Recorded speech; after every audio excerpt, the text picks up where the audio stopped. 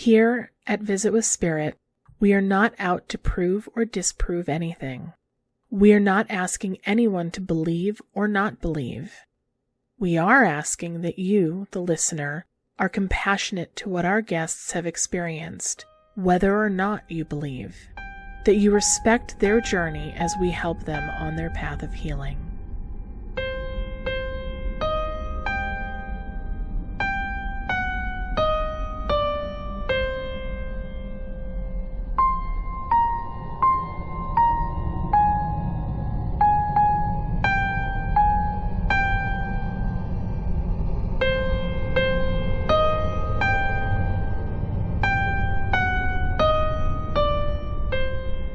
Welcome to Visit with Spirit, and we're here to listen to stories from those who have had a paranormal experience, as well as to help them process, understand, and feel good about it. Hello, souls and spirits. Welcome to Visit with Spirit. I'm your host, Lisa. And I'm your host, J.D. We have a guest with us today. We have Michelle, who I know personally. I've heard some of her stories, and she's got some really interesting stuff. So we're going to focus on a few of those things today and see if we can tune in and offer some guidance on some of those things. Thanks for having me. Thank you so much for joining us, Michelle. It's wonderful meeting you. Nice to meet you too. All right, let's get started. We're going to do a little bit of tuning in. We know a little bit about some of your story. And so we're going to talk a little bit today about some of the experiences that Michelle has had. And Michelle, can you tell us more about the Blue House? What are some of the experiences that you've had there? Okay, so I moved into the Blue House in 2016 permanently, but when I first met my boyfriend, he lived there in 2015 with his 2 kids. So I would go up on some weekends and during school vacations. And I always had a very uneasy feeling being there, but a little disclaimer about the house. It was his house with his ex-wife, and it was right next door to his ex-mother-in-law. So I kind of thought that those feelings were a little insecurity around that kind of stuff. So I tried to ignore it. But the more time that I spent there, I realized that the uneasy feeling was this really heavy energy in the house.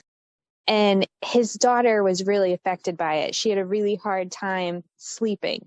She would either have to come and sleep with us, or I would go and sleep in her room. And I always tried to just brush off what she was feeling until I actually experienced it with her.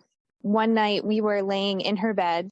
I was trying to comfort her, and then I could feel like this pounding underneath the bed on the floors. So I tried to tell her that it was just the heating vent, the HVAC, but I knew that those were not located under her bedroom. They were on the other side of the house because they're visible. If you were in the basement, you can see where they were. So that was pretty terrifying, experiencing like the force of the pounding on the floor underneath the bed. Other things that happened actually caused my significant other to lose his job because I wouldn't let him leave the house.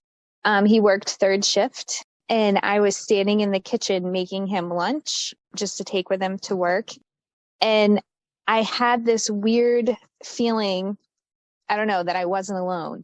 And I could hear someone, the sound. You could hear a man coming up the basement stairs. So the basement led into the kitchen where I was standing.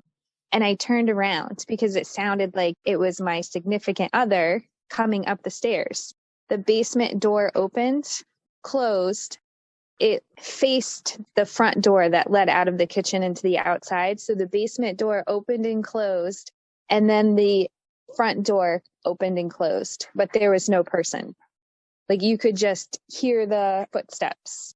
And so that was it. I ran down the hall. It was a 1-floor house. So I ran down the hall to the bedroom, and he heard me coming.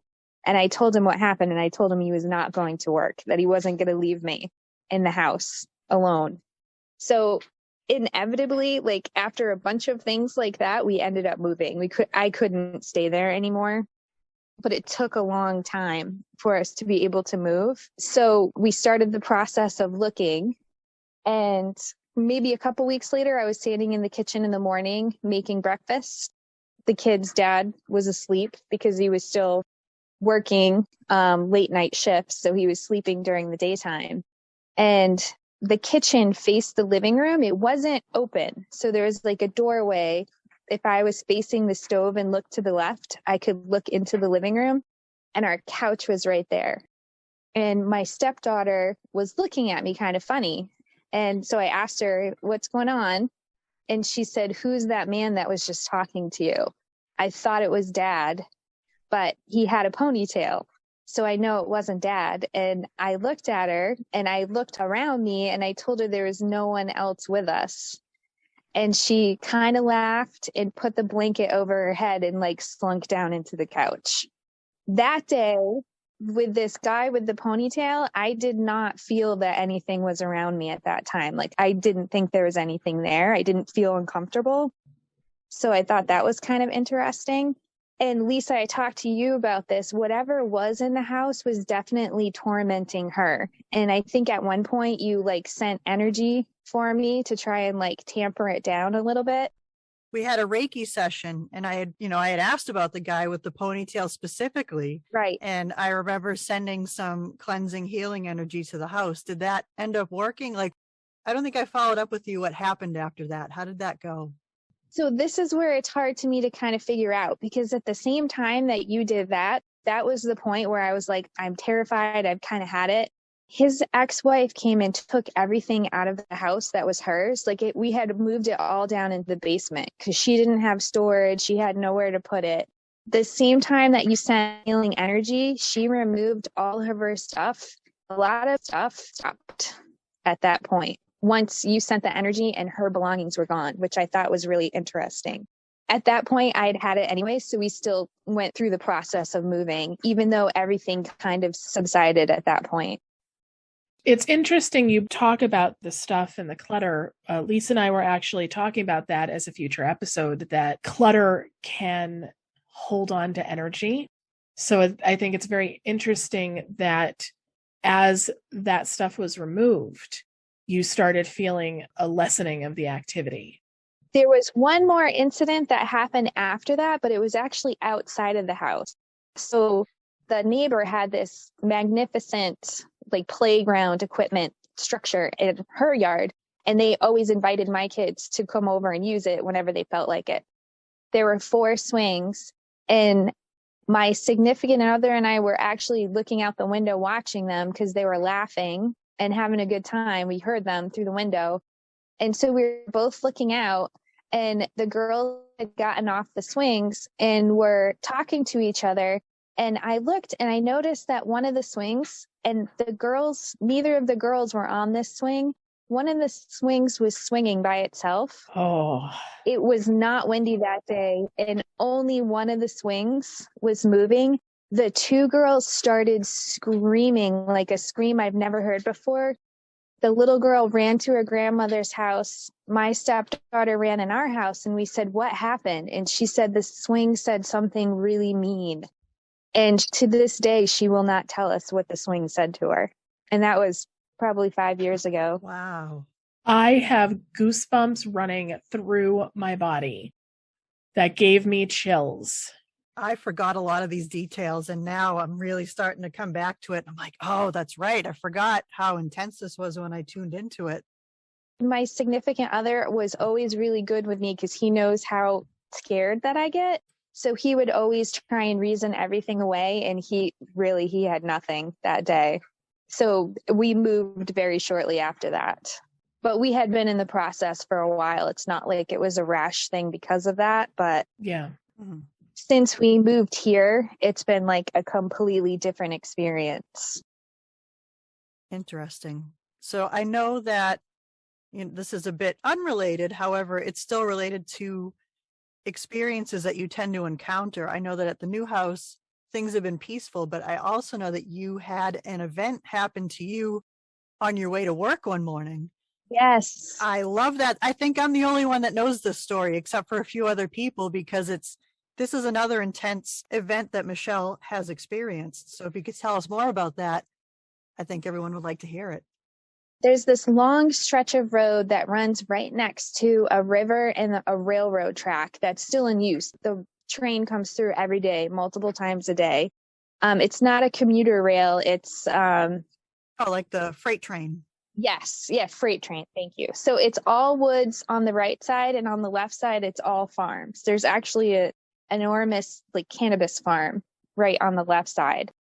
So it's big open stretches. And every morning on my way to work, I would pass this woman running. She jogs every morning, and I'd always look out for her because I was terrified that I was going to look at my radio or something and not see her. So I always looked out for her. And one day there was a man running, like sprinting speed. And I should say that I leave for work very early in the morning. I leave anywhere between 4:30 and 5:30. So this is why this is very strange. This man is sprinting, and I don't know what he was running from or running to, but he was, I don't know how I know these details, but I could see them. He was wearing a V-neck sweater vest and corduroy pants. So he wasn't like out there exercising. So that's why he stood out, and it made me a little uncomfortable. And when I got close to him, he hung a left and ran into the woods. And I thought that was very bizarre. I kept going because I don't know, I just thought I was really uncomfortable. So I kept going, and I saw the woman running, and I was like, I can't let her run past this man, because it's very bizarre that he's standing there in the woods. Like, I was thinking that, I don't know, something could happen to her. I don't know what this guy's intentions were. It didn't make sense that anyone would be out there at that time in the morning, wearing basically like business casual wear. So I turned around and I came back, and I flashed my lights at the woman, and I rolled my window down, and I said, look, there's a guy. I know this is probably nothing, and this is totally weird that I'm talking to you, but there is a guy who ran off into the woods, and you're about to pass him. I think you should turn around. I don't think you should. I just have this feeling that you shouldn't walk past him. And she got very kind of freaked out. And I said, do you want me to just drive you home? And I can't even believe it, but she trusted me, got in the car with me. And so we kept going. She told me where to go. So now I'm facing where I had passed the guy. So I'm driving back up the road towards my house, and I looked off to the left to where I knew the guy was, and he was there in the woods, but his face was completely lit up. It was the most bizarre thing I've ever seen. And I swear he had red eyes. And the woman and I looked at each other, and I said, did you just see that? And she kind of said yes, but was also as terrified as me. So we just kept going. And she told me where she lived. I dropped her off, and I can't go that way. I'm pretty sure she won't go that way either. Drive 10 minutes out of my way to avoid going down that stretch of road. Completely worth it, I think. Mm-hmm. Okay, so Lisa told me a little bit about that gentleman prior, but I asked her not to give me any details. So all I knew that was Ponytail Man. And before we started today, I wanted to tune in just to see what I had gotten. And first thing he popped in right away. Wow. He has a very strong energy. I got the name Roger. Now I asked him, like, me like the Jolly Roger, and he kind of laughed. So there's a little bit of a sense of humor there, but I can tell you he was not happy with me tuning in, because he had expressed that he had been around for a while. I think he is multi-generational. I don't think he's house specific. I think he was with somebody in the family before you guys. I don't necessarily think he's the negative energy. I don't think so either, because other people have sensed him since I've lived in that house. Yes. And I don't feel negative energy anymore since I've left that house. Oh, and I'm getting goosebumps when you said that. Yeah, I don't feel that he was the negative energy. Before we end our podcast today, which isn't for a while, I do want to go through a release process with you and that house so that you can release some of that energy. Okay. But yeah, with him, I don't feel negativity.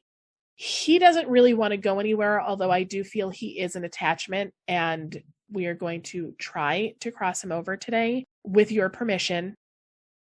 And, he seemed right now to be the only one around you, because I did try to tune in to see if I could pick anything else up. I am going to do a little bit more tuning in. The other things that I saw is that you are without a doubt a medium. I saw a lot of crown chakra energy. When I say chakras, do you know what that is? Not really. I haven't looked into it a whole lot. Okay, so through the body, there are energy wheels, and they are called chakras. Think of the colors of the rainbow. They run from the crown of your head all the way down to pelvic floor, but there's other sub-chakras. We're not going to get into that today. But when I see somebody's crown chakra lighting up like that, it usually means they have strong amounts of ability. So whether you use it or not intentionally is a whole other story, but you definitely have ability. Okay. When you have ability like this, it does mean that you kind of become a magnet. So we're also going to talk a little bit about how to shut that down when you don't want to pick things up. Okay. So that you can have a little bit more control over that. So let me just tune in now and see what else I'm picking up.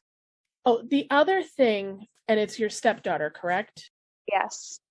I was tuning in to her and she felt clean and clear. So while she may also have ability, I didn't feel any attachments. Good. So she might pick up on spirits, but I don't feel like they're attaching to her. And remind me later to tell you how to address with her some of the things that she can do that's in a more kid-friendly way. How old is she? 12. 12. Okay, yes. So I've come across this before, children with abilities, and specifically children who are picking up negative energies and things that you can kind of word in a more kid-friendly way. So let me tune into you and see if there's just anything else, because while we're clearing, we might as well just clear it all. Let's see. I'm also an empath. Have you been having headaches? Yes, I get migraines all the time. I'm having a lot of back pain, and I think that's why I've been having headaches. Yeah, because I'm feeling it right in the front of my head, which is usually tension-based. So do watch how you are holding yourself, especially if you sit at a computer for long amounts of time. Okay. Let's see. And my stepdaughter has been out of school for 3 days with a migraine. Oh, interesting. Okay. Well, we'll send her some energy as well. Oh, yeah. Do you have a little lower back pain as well? Yes. Yeah. Right around the hip area. Yes. Yeah. Sometimes when I'm scanning for spirit, I also get other things. So I wouldn't say I'm what you call a medical medium, but as an empath, I do pick up physical issues as well. Honestly, the only other thing I'm picking up with you is high amounts of stress. Like, do what you can to release that, because you live with some sensitive people and they take that on as well. Okay. And I do feel like some of what you're getting and what you're holding on to is not your own, which tells me that you're empathic as well. That is a gift that more people have than I think realize. And it is, for those who are listening, an empath is different than empathy. It's the same idea, but with an empath, you feel other people's emotions and physical issues almost as if it's your own. And the challenge with empaths is to not pick up and hold on to other people's energy, which is also probably why the clearing of the items in the house helped a lot. Yeah. Yep. That makes sense. Yeah. Because especially if there was bad feelings, bad, emotions associated with that on both sides, both the ex and your husband. Is it husband or boyfriend? Boyfriend, but we've been together long enough. Well, fiance, really. Fiance. Okay. So with your fiance, I'm sure just even having that stuff in the house, every time you walk by it, you have like that little spike of adrenaline. Like when you see something, you're like, oh, and so you're picking up on that as well.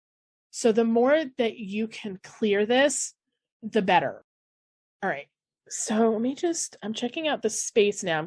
I like to call it zooming out my camera. For those who don't know, you can't really see because I have this is podcast. Of course you can't see, but my eyes are closed and it's kind of like I'm walking in like a movie set. So in my mind, I close my eyes and I'm now backing my camera up to see more of the set. That makes sense. Oh, all of a sudden I picked up anxiety that was not yours. Oh. Okay, do you have somebody else in the house right now? My fiance is upstairs and my stepdaughter's sleeping in her room. Oh, your fiance. Anxiety? Yeah, we're going through a lot right now. Okay. But in general, kind of an anxious person? Yeah, definitely. Okay, yeah. I can feel that right away. Okay. I don't feel it's not from an attachment though. It's just It's life. Yeah. That's something to be worked on another day. Yeah, I mean, really, the only spirit I'm feeling or was tuning into was, we'll call him Roger. Okay. Do Lisa and I have your permission to help him cross over? Yeah. So you don't think he has anything to do with me? We just kind of cross paths somehow? Well, I think that he may have been attached to either your father or grandfather. Oh. Like I said, and this is not coming through to me as a relative. So I cleaned out my grandfather's house when he passed. My uncle and I cleaned out his house. And was that around the time that you started picking up this energy? I don't know. I can't remember. I was very close with him, and it was a very difficult thing for me to do. So I don't know if I was really even paying attention to anything like that when I was going through that whole process. I almost didn't go to his funeral because I didn't think I could face it. Oh gosh, I'm so sorry. That is very difficult. It is possible that this spirit has been with you guys for a while. And again, because the energy is not overtly negative, you may or may not have felt it at that time. Right. But even if this is a relative, they still should be crossed over. Right. For you to give them permission to cross over is very important, especially where you're the one that this gentleman is attached to. Close your eyes for a moment and you can either say it out loud or in your mind, just say, I give you permission to go into the light and to leave my energy, however you want to word that. I'm just going to reconnect with him. I think he's trying to hide from me right now. So I'm actually picking up a little bit on almost like a sadness. Like, I feel like he owes somebody something. Somebody really helped him out along the way. And he's like, but I have to stay because I owe it to them. There's a little bit of like a debt to be paid. A self-imposed debt. Like, it's they personally feel like they need to stay to help, and I owe them. And I think to be able to release that and say, you've done what you needed to. I think they just need to understand that it's okay to go. Like, you've done what you could. We acknowledge. I'm crying. Are you okay, Michelle? I don't even know why. I have like this overwhelming grief feeling and like this heaviness in my chest. It's bizarre. I was picking up on a sadness in my chest too. That's why I brought it up. That is, by the way, your empathic ability. You are what I would call an emotional empath, where I'm more of a physical empath. Just take a nice deep breath.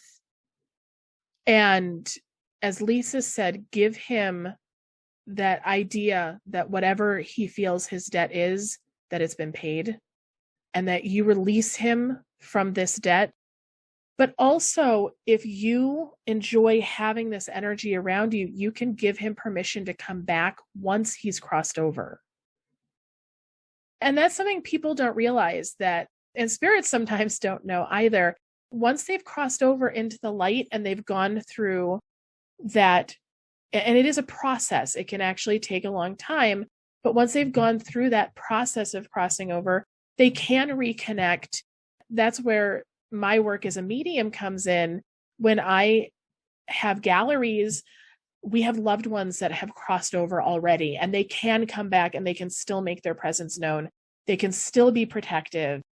So if he is acting as a protective energy, which it seems like that he is, that he can still come back once he's crossed over. So mentally, as we're talking through this, you just mentally, give him that gratitude and that release and that invitation if you want, once he's crossed over, to come back and visit. I'm asking the loved ones that know this spirit to come through and to help him cross over. And I'm asking for the help of the angels to connect with him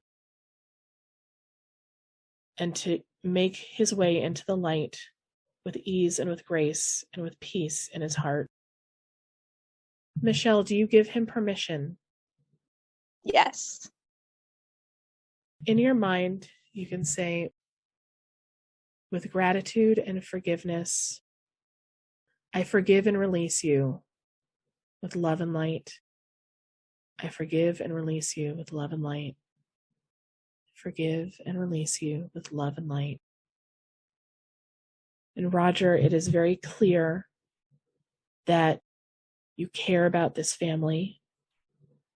And once you've crossed into the light, Michelle has expressed that you are welcome back, that you can connect, but you need to be in the light.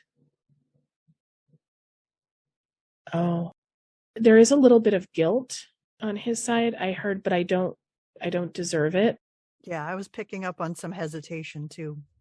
I actually said in my mind that you deserve it. Oh, Wow. oh my God, goosebumps again. Wow. Oh my goodness. Yeah, you do deserve it, Roger. Everybody deserves it. There is no soul so dark that they don't deserve to go into the light. And there is a space that I call kind of the light box, where you go and you can release and you can forgive yourself. But you're forgiven by those on this plane, Roger.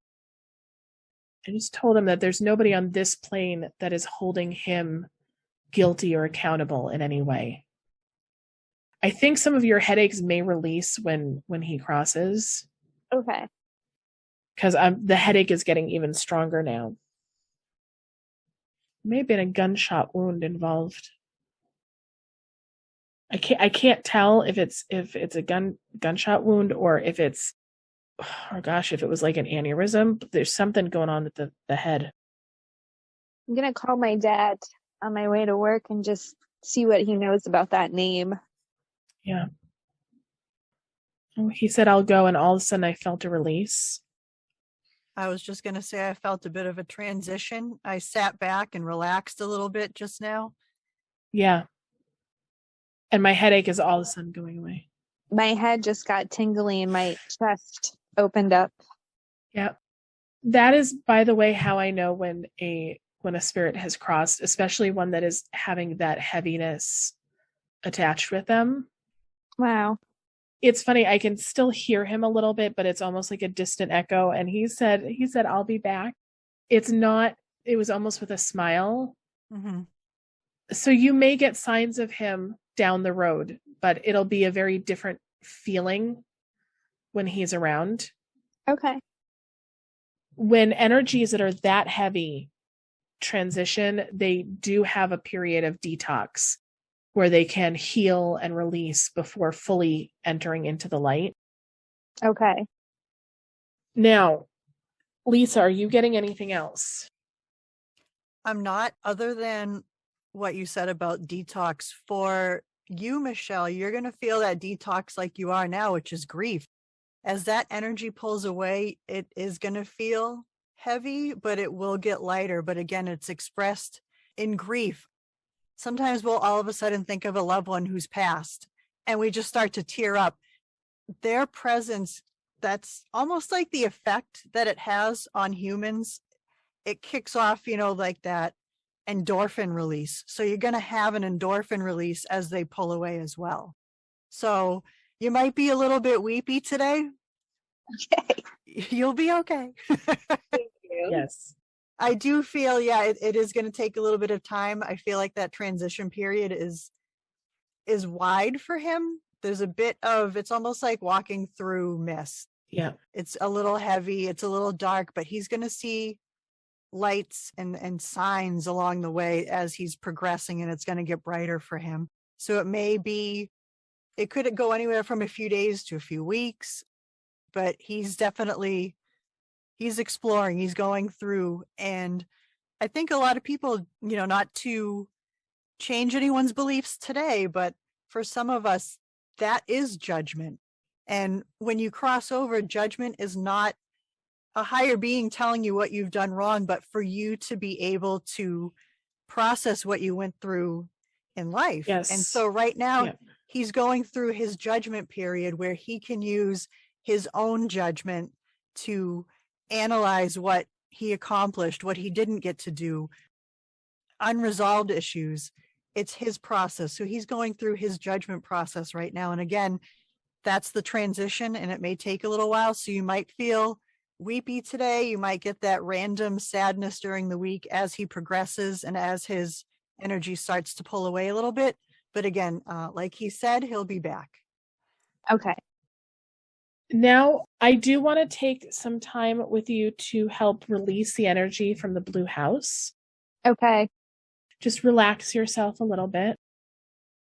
I want you, in that same process that we helped release Roger, I want you to see all cords. And when I say cords, for those who are listening who don't know what that means, cords are like little threads or sometimes big threads of energy that connect. Sometimes I've seen them look like cables. Sometimes they look like spider webs. Every cord is different, and they can be to people, to spirits like we just saw, or in this case, to places. And because that house had so much trauma for you, there are going to be some cords there that we are going to let go, and we're going to have you release. So just picture those cords or see if you can feel them. And sometimes they run deep, sometimes they're shallow, and we are asking for angelic help. I usually like to ask Archangel Michael to please help in the release process. But we are asking not that these cords are cut, but that they are fully released all the way to their root. And as you are seeing them released, I'm going to be sending some energy, and I'm going to help remove them. And as I'm releasing, I want you to, again, in your mind, say 3 times or until you feel it's resolved. I forgive and release in love and light. I forgive and release in love and light. I forgive and release in love and light. All lessons associated with this space have been completed. All lessons associated with this space have been completed. All lessons associated with this space are completed. All of a sudden, I just felt a little bit of release from you, like a relaxing. Yeah. And my frontal lobe is like all tingly. I felt a pull away too, and it almost seemed like you said, a cable made up a bunch of little strands, but there is definitely something. I don't think that you're the only one in that neighborhood that's experienced things. I think something goes from house to house, because as I was releasing it, I was visualizing the house to release it. It was almost like I had to keep turning my head because it kept moving. It was in the land, it was in the house, it was next door. It was, so there's definitely something in that neighborhood. So I tried to expand some of that healing as I sent it. I'm going to close off the energy flow and just send in light. Whenever you remove something, you always want to picture light replacing it. Nature loves a vacuum. And so if you leave something in your energy field empty, something similar is going to find its way there. So we always like to send that little extra healing to those spots that have released.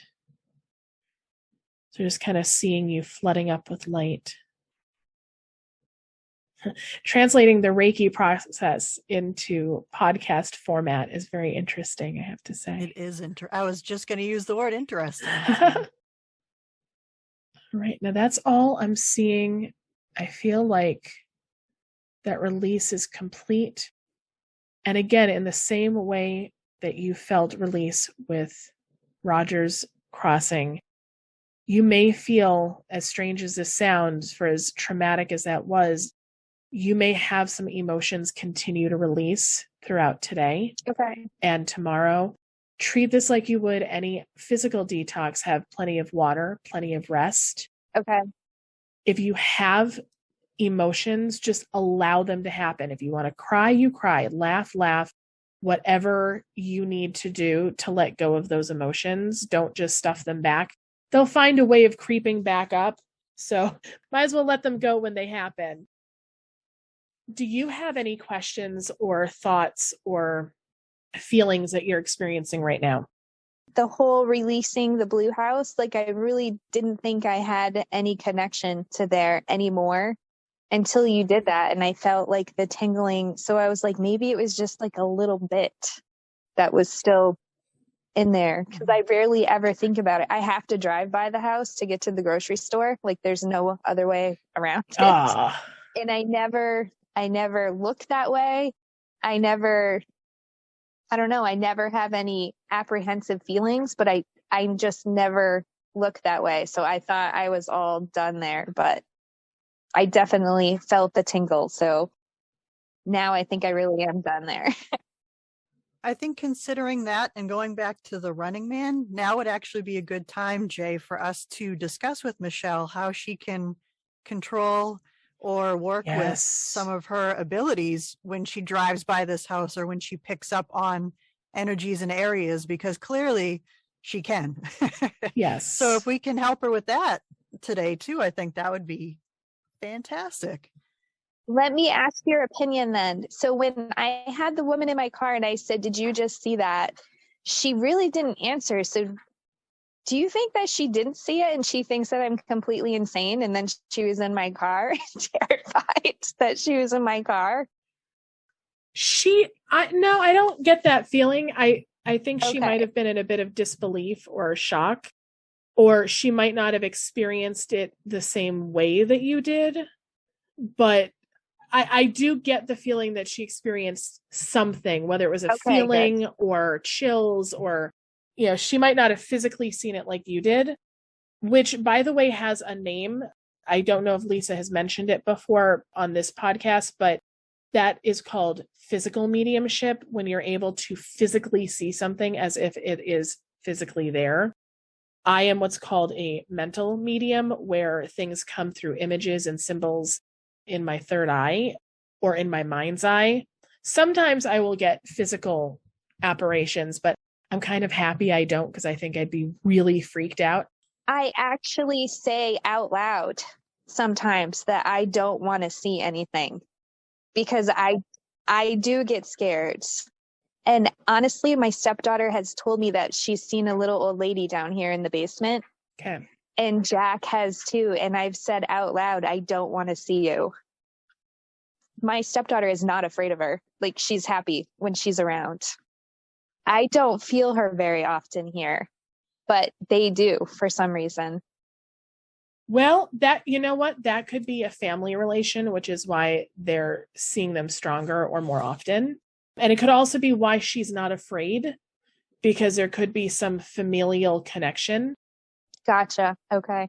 And that is something too that post this session, if you ever want another session, I think with either Lisa or I to continue that. I did not pick up on her today, but that may be something that you want to follow up on. But usually, especially if it is a relative, if they're crossed over, they're crossed over. Right. What you said of, I don't want to see you, that is a perfect example of setting boundaries. Okay. Something else that you can do is take time, either in the morning or evening, to close your chakras. Now, do go on Google, just take a look of what chakras look like or what they are. but how I open and close them, and you can always ask for either your guides to help you or your angels. If there's a particular angel you connect with. I usually ask Archangel Michael, but you can picture them opening and closing like little flowers. To me, that's a very gentle, easy way of picturing it. Like I picture little lotus flowers opening and closing. So if you want to get information, picture them opening. Okay. If you don't, like let's say you're going into an old building or you're going into a hospital, that's not the time you really want it open. Close it down. And so especially if you have to drive past the blue house, even though we disconnected, if there is a lot of trauma and energy going on around there, maybe on your drive, you want to make sure that you're closed. Okay. And you can also ask your guides. You don't have to know their names. You just say, the guide that walks with me, please help me to close my chakras and set the boundary of, I do not want to see or experience energy from the other side. Okay. Or earthbound energy, which is what I think that man is an earthbound energy. Which is funny because I thought that maybe he was the guide that walked with me. And I think that's why I had a hard time letting him go. So attachments can act as guides, but guides are not earthbound and they're kind of out of the incarnation cycle. So we can have loved ones that act as our guides from the other side. And if a guide kind of leaves you in that way, you almost don't even know. Like another guide will just kind of slip in. It's not going to be traumatic. I've had many guides over the years kind of come and help me during different phases. There's one that walks with me. And honestly, it took my grandmother seeing him and naming him. Our guides are almost like, I like to call them stage crew, because they tend to like to be in the background and they don't necessarily make themselves known other than trying to give you those nudges and those gentle pushes. So they can act as guides and protectors, especially if they feel a connection to the family, but he can come back and guide you from the other side, but it'll be a little bit gentler, a little bit easier, and with a little less emotional intensity. Gotcha. And they still maintain their personality. The guides that I've worked with all have very distinct personalities. And like my guide, he tends to be very serious. But when I first started this journey, there was a guide that made himself known to me in the form of a robin. And when he appeared as a young man dressed all in brown with this shock of red hair. And he's like, "Hi, I'm Robin." And he had this cheeky little grin.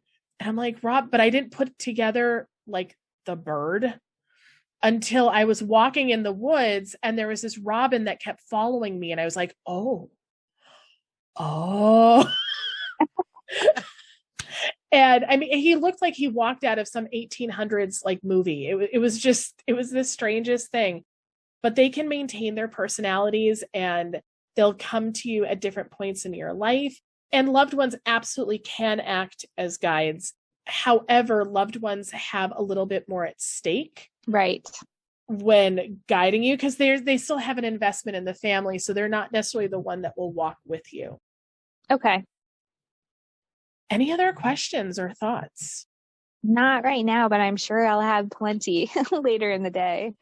Oh, and the one bit of information, and this is not just for you and your stepdaughter, but for any other child who's listening, but somebody who might have kids who have dealt with negative energies. I like to equate them to bullies, that if you have a bully in this life, in physical 3-dimensional world, I asked the child that I was working with, I said, "Do you have to listen to what a bully says?" And the kid very clearly said no. And I asked them, I said, because they were being told to do stuff from a very negative energy. And I was trying to gauge like if this child was a medium or if there was something more going on that maybe a doctor should be consulted. Yeah. And the kid was super clear on like, no, I don't feel compelled to follow any of these directions, but it was bothering them. Like, just getting that information. I said, just think of it as a bully. Like, this is a bully that you can choose to ignore. And so if you are afraid of an energy, you have that power to say, not in my house, not in my space. Okay. This is your space, your house, your energy field. And just like with humans, no means no. So if you tell an energy to go, there can be some stubbornness, but that's when I call in the angels. Like I will ask for angelic help if I need it. You don't have to know the name of particular angels, but you can just ask for spiritual help. Or at that point, it might be good to get, somebody like Lisa or I to kind of help with that process of release. Because, sometimes it does take a little bit more than your own, especially if you are in a place of fear. But when you're ready to release or set your boundaries, do it in a time when you are strong and when you're feeling confident, because then it gives a little more authority to those statements, to this is my space, my time. And you can give the same advice to your stepdaughter, that she has a right to claim her energetic space. I think a thing to remember in regards to confidence is you're an earthly presence on the earthly plane. They're a spiritual presence on the earthly plane.